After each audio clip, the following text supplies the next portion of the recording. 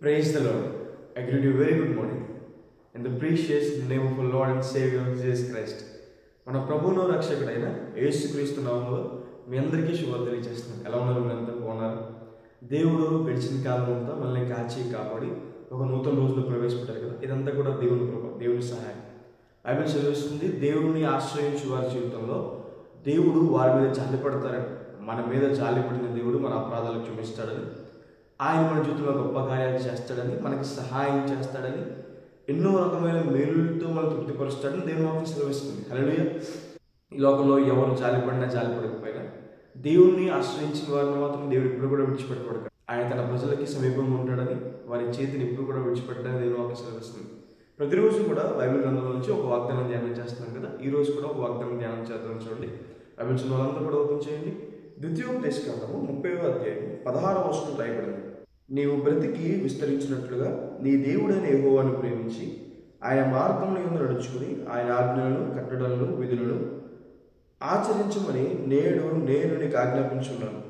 అట్లు చేసిన యెడల నీవు స్వాధీనపరుచుకున్నట్టుకు ప్రవేశించు దేశంలో నీ దేవుడైన యెహోవా నిన్ను ఆశీర్వదించును. హల్లెలూయా.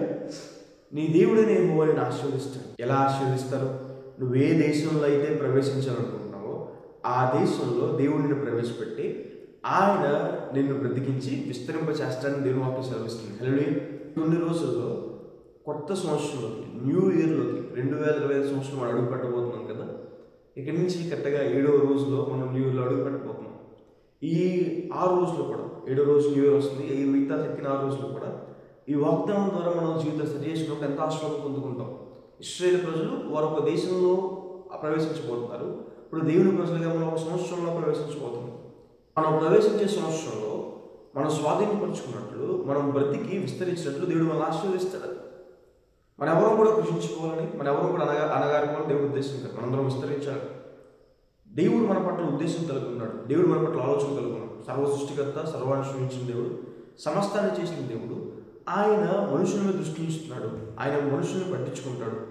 మనిషి దేవునికి చోటిస్తే దేవుడు ఆ వ్యక్తి జీవితంలో గొప్ప కార్యాలు చేస్తాడు. దేవుడు ఆ వ్యక్తిని నడిపిస్తాడు. దేవుడు ఆ వ్యక్తికి తోడై ఉంటాడు.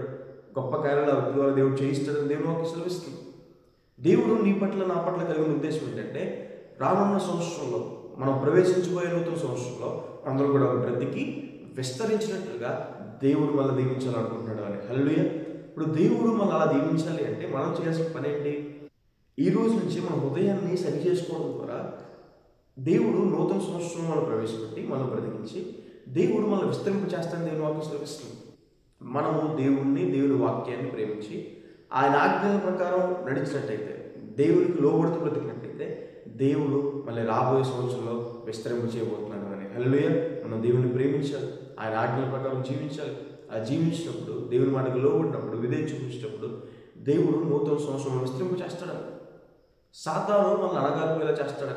బైబిల్లో ఫరో అనే రాజును చూస్తాం. ఇశ్రాయేలు ప్రజలు ఐగుప్తు దేశం 400 సంవత్సరాలు బానిసలుగా ఉన్నారు. అప్పుడు యోసేపు ఎరగిన ఒక రాజు ఇశ్రాయేలు ప్రజలను పరిపాలించడానికి వచ్చాడు, ఫరో కింద వచ్చాడు. అయితే ఆ ఫరో ఇశ్రాయేలు ప్రజలు విస్తరించడం చూసి వారిని విస్తరించకుండా ఆపాలనుకున్నాడు. వారిని బహుశ్రమలు పెట్టాడు. వారిని ఎలాగైనా కష్టపెట్టి మగపిల్లలు చంపించేసి వారిని చాలా కష్టపడాలనుకున్నాడు. వారిని విస్తరించకుండా ఆపాలనుకున్నారు. బైబిల్ సెలవిస్తుంది, ఫరో వారిని శ్రమ పెట్టిన కొద్ది వారు ప్రాబ్లం దేవుని వాక్యం సెలవిస్తుంది. హల్లెలూయా. అంటే మనుషులు శ్రమ పెట్టే కొద్ది, శ్రమంలో కూడా, కష్టాల్లో కూడా దేవుడు మనల్ని అత్యధికంగా విస్తరింప చేయగల శక్తి, సామర్థ్యం కలిగిన వాడు. సాతాను లోకం మనల్ని విస్తరించకుండా ఆపాలనుకుంటుంది, కానీ దేవుడి ఉద్దేశం ఇప్పుడు మనం విస్తరించాలి. దేవుడు వాస్తవానికి ఆదాము అవ్వని మొదటి మనుషులు చేసినప్పుడు కూడా దేవుడు చెప్పిన మాట ఏంటి తెలుసా? మీరు ఫలించి విస్తరించండి అని. హల్లెలూయా. అలాగే నేను మిమ్మల్ని ఆశీర్వదిస్తాను. దేవుని ఆశీర్వాదం మనకు విస్తరణ, మనం విస్తరించబడేలా చేస్తున్న దేవుని వాక్యం సెలవిస్తుంది.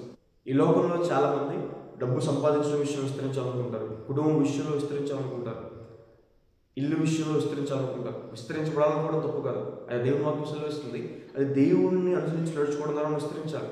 దేవుడు వద్దనుకుని, దేవుడు కాదనుకుని మనం ఏది కూడా చేయలేమని, నాకు వేరుగొండి మీరు ఏది కూడా సాధించలేదని దేవుని వాక్యం సెలవిస్తుంది. బైబిల్లో గెహజీ అనే వ్యక్తిని చూస్తాం. గెహజీ ఒకప్పుడు విస్తరించాలనుకున్నాడు. ఎలా విస్తరించాలనుకున్నాడు? దేవునికి వ్యతిరేకంగా తిరిగి విస్తరించాలనుకున్నాడు. నయమాను వచ్చాడు, సిరియా దేశం నుంచి కుష్ఠరోగం నుంచి విడుదల పొందాలని. ఎలీషా గారు చెప్పారు, యోర్దాను నదిలో మునగమని. నయమాను గారు, ములి గారు స్వస్థపరచబడ్డారు. వెంటనే ఆయన ఆనందంతో ఎలీషా గారికి కానుకలు తీసుకొస్తాడు. వెండి వస్త్రాలు తన ముందే తీసుకొచ్చిన కానుకలు ఎలీషా గారికి ఇస్తాడు. ఎలీషా గారు వద్దంటారు. ఎలీషా గారు వద్దన్నారంటే ఎవరు వద్దన్నారంటే దేవుడు వద్దన్నారంట. దేవుడు వద్దంటే శిష్యులు కూడా ఏమన్నా ఎలీషా గారి శిష్యులు వద్దన్నారు. అయితే నయమాను వెళ్ళిపోతాడు, మట్టి తీసుకుని వెళ్ళిపోతున్నాడు. నేను దేవునికి బలిపెట్టు కట్టిన ఒక మట్టి కావాలి ఇక్కడి నుంచి అని చెప్పి మట్టి తీసుకుని వెళ్ళిపోతున్నాడు. అలా వెళ్ళిపోతుంటే గేహజీ అనుకున్నాడు, నా యజమానికి ఈ వస్త్రాలు వెండి తీసుకోవడం మనసు లేదు కాబట్టి నేనన్నా వెళ్ళి తీసుకుంటాను అనుకున్నాడు. రథం వరకలు పరిగెట్టాడు, గుర్రపు రథాల వరకలు పరిగెట్టడం మామూలు విషయమా? పరిగెట్టాడు గేహజీ. పరిగెట్టి అబద్ధం చెప్పి వెండిని వస్త్రాన్ని సంపాదించుకున్నాడు. తాను 2 అడిగితే నయమాను మంచి మనసు కలిగి 4 ఇచ్చాడు. 2 వస్త్రాలు అయితే 4 వస్త్రాలు, 2 నాణాలు అడిగితే 4 నాణాలు నయమాను గేహజీకి ఇచ్చాడు. ఇప్పుడు గేహజీ విస్తరించాలనుకున్నాడు. మరి ఆ విస్తరణ తన జీవితంలో ఏమన్నా మేలు చేకూర్చిందా? మనం చూస్తాము, గేహజీ ఆ వెండి, ఆ వస్త్రాలు, ఆ నాణ్యం తీసుకోవడం మాత్రమే కాదు, గేహజీ జీవితాంతకాలం కూడా నయమాను ఏ కుష్ఠరోగంతో అయితే వచ్చాడో ఆ కుష్ఠరోగం గేహజీకి వచ్చేసి తాను తన కుటుంబం తరతరాలు కూడా శమించబడ్డారు. విస్తరించబడాలనుకోవడం తప్పు కాదు, అదే దేవుణ్ణి విడిచి దేవుణ్ణి మరిచి విస్తరించాలనుకోవడం తప్పు. రాబోయే సంవత్సరంలో దేవుడిని గురించి విస్తరణ మనం పొందాలి అంటే దేవుడు వాక్యం సెలవిస్తుంది, మనం దేవుణ్ణి ప్రేమించి ఆయన వాక్యాన్ని ప్రేమించి నడుచుకున్నట్లయితే, దేవుని ప్రకారం దేవుని అనుసరించినట్లయితే దేవుడు మనల్ని విస్తరింప చేస్తాడు అని. హల్లెలూయా. దేవుడు అన్ని విషయాలు విస్తరింప చేస్తాడు. దేవుని వాక్యం సెలవిస్తుంది. దేవుడు నూతన ద్వారాలు తెరుస్తారని. హల్లెలూయా.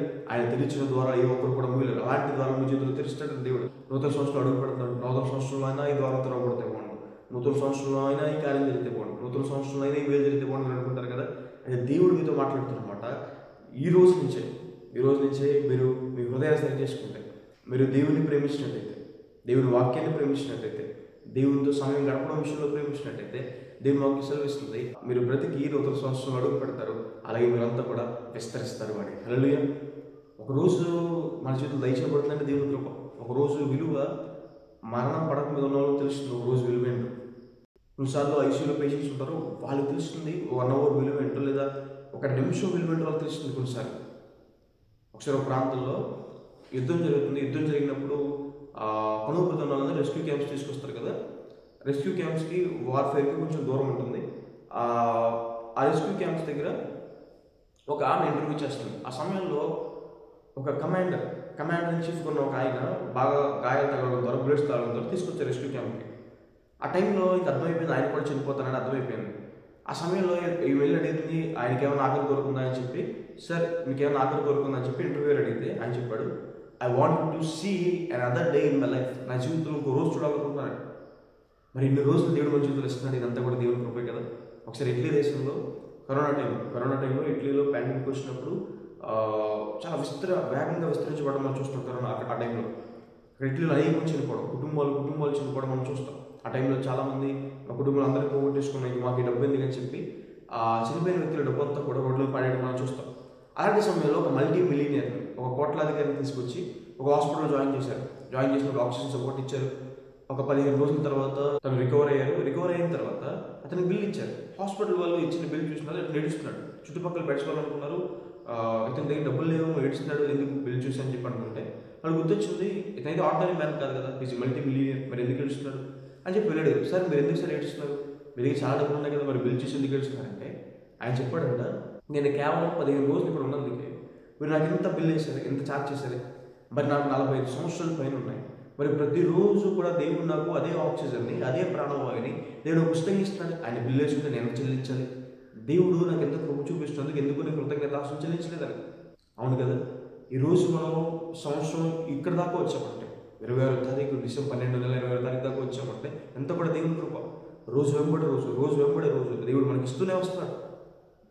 మిగతా రోజులు దేవుడు మనకి ఇస్తాడు. కృతజ్ఞత కలిగి దేవుడు ఇప్పటి వరకు మనం తీసుకొచ్చిన కృతజ్ఞత కలిగి ఉన్నాడు. బైబిల్ చదివిస్తుంది, ఆయన రాజ్యాన్ని నీతిని మొదట వెతకండి. ముందు మనం కృతజ్ఞత విషయంలో మనం విస్తరించినట్టయితే దేవుడు మనల్ని ఈ లోపల అన్ని విషయాలు కూడా విస్తరింపచేస్తాడు. ఎవరైతే దేవుని విషయాలను ఫోకస్ చేస్తారో, దేవుని ఎదగాలని, దేవుని బలపడాలని, దేవునికి దగ్గరగా రావాలని ఆ విషయాల్లో ఎవరైతే తన మనసు ఉంచుకుంటారో, ఈ లోకంలో మనుషులు వీటి కోసం అయితే పరిగెడుతున్నారు. డబ్బు కోసం కావచ్చు, లేదంటే సంతోషం కోసం కావచ్చు, సమాధానం కోసం కావచ్చు. ఈ లోకంలో మనుషులు దేనికోసం అయితే అధికంగా ప్రయాసపడతారో దేవుడు దాన్ని ఎంతో సులభంగా మీకు ఇస్తాడు. ఎందుకంటే దేవుడి సహాయం, దేవుని తోడుని మీరు పొందుకుంటారు కాబట్టి. ఆయన రాజ్యాన్ని నీతి మొదటి బతకండి. దాంట్లో భాగంగా మొదటిగా కృతజ్ఞతాస్తులు చెల్లించడం విస్తరించాలండి.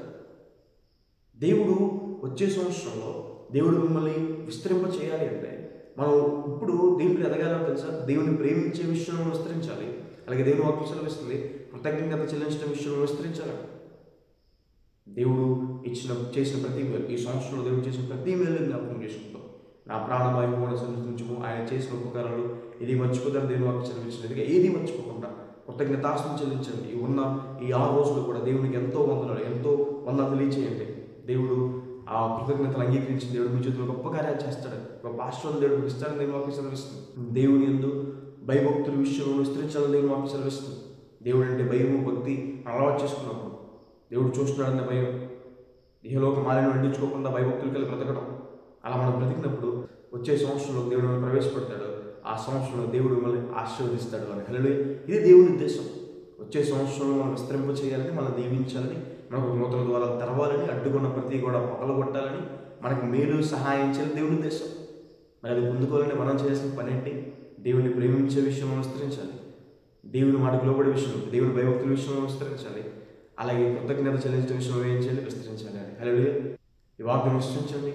వాక్యం విశ్వసించి దీని ద్వారా మీ హృదయాలు సరి చేసుకోండి. మీరు గొప్ప దీవులు పొందుకుంటారు. ప్రార్థన చేసుకుని చూడండి. సర్వశక్తి మంత్ర జీవం గల వేసే మీకు వేలాది వందనాలేసే. ఆశ్చర్యకారులు, అద్భుతకారులు, గొప్ప కార్యాలు చేసే దేవా మీకు వేలాది వందనాలేసే. మీలాంటి వారు ఎవరు తండ్రి? మీలా ప్రేమించేవారు, మీలా కరుణించేవారు, మీలా సహాయం చేసేవారు ఎవరు లేరయ్యా. ఇంతవరకు మా జీవితంలో మేలు చేసినందుకు దేవా, ఇంతవరకు మాకు తోడైనందుకు దేవా, ఇంతవరకు మా జీవితంలో గొప్ప కార్యాలు చేసినందుకు దేవా మీకు వేలాది వందనాలేసే. ప్రభు మీలా సహాయం చేసేవారు, ప్రేమ చూపించేవారు, కృప చూపించేవారు ఎవరు లేరయ్యా. ప్రభు మీకు వేలాది వందనాలేసే. ఈరోజు మాతో చెప్పారు కదా ప్రభు ఏసయ్య, మేము ప్రవేశించిపోయే సంవత్సరంలో ప్రభా ఏసయ్య మేము దాన్ని స్వాధీనపరుచుకునేలాగా ప్రభా, మేము బ్రతికి విస్తరించబడేలాగా ప్రభా ఏసయ్య ప్రభా, మేము ఆ దీవెని పొందుకోవాలంటే, మేము విస్తరించాలి అంటే ప్రభా ఏసయ్య మేము తండ్రి మీ ఆజ్ఞలను గైకొనాలని ప్రభా, మిమ్మల్ని అనుసరించి నడుచుకోవాలని సెలవిచ్చిన దేవా మీకు వేలాది వందనాలేసే. మిమ్మల్ని మీ వాక్యాన్ని ప్రేమించిన విషయం సెలవిచ్చినందుకు దేవా మీకు వేలాది వందనాలేసే. అవును తండ్రి ప్రభా, మీరు మొదట మమ్మల్ని ప్రేమించాలి ప్రభావ, మేము తిరిగి మిమ్మల్ని ప్రేమించి బుద్ధులమైన తండ్రి. ఎందుకంటే లోకం ప్రేమ గతించిపోతాయి, కానీ మీలో మిమ్మల్ని ప్రేమించినవాడు, మీ చిత్తాన్ని నెరవేర్చినవాడు గతించబడిన దేని వాక్యం చదివిస్తుంది. లోకంలో శరీరాశ నేత్రాశ జీవితం ఆయన తండ్రి వల్ల కలిగింది కాదు. ఎవరైతే లోకాన్ని ప్రేమిస్తారో తండ్రి ప్రేమ వాళ్ళు ఉండదని చదివించిన దేవా ప్రభా మీకు వేలాది వందనాలేసే. మీకు స్తుతి స్తోత్రం తండ్రి ప్రభా. ఈరోజు ఎంతైతే ఈ వాగ్దాన్ని వీక్షిస్తున్నారో ప్రభా, వారి జీవితంలో మేలు చేయండి, సహాయం చేయండి ప్రభావ. ఆరోగ్యంతో బాధపడుతున్నారు ముట్టండి, స్వస్థపరచండి. అప్పుల బాధలు బాధపడుతున్నారు ప్రభావ, లేవనెత్తండి, కృప చూపించబడి దేవా ప్రభావ. ప్రతి మాలు ముట్టనేసి మీకు స్తుతి స్తోత్రం తండ్రి ప్రభావ. గొప్ప మేలుతో వారిని తృప్తిపరచండి, గొప్ప కార్యాలు పట్ల చేయండి. మీ సహాయం సహకారం అందించమని దేవా, మీరు గొప్ప కృపను అనుగ్రహించమని దేవా. మీ మేలుతో మీ తోడు వరకు అనుగ్రహించమని యేసు నామమున అడిగి పెట్టుకుంటున్నాను తండ్రి. Amen. God bless you. God bless India.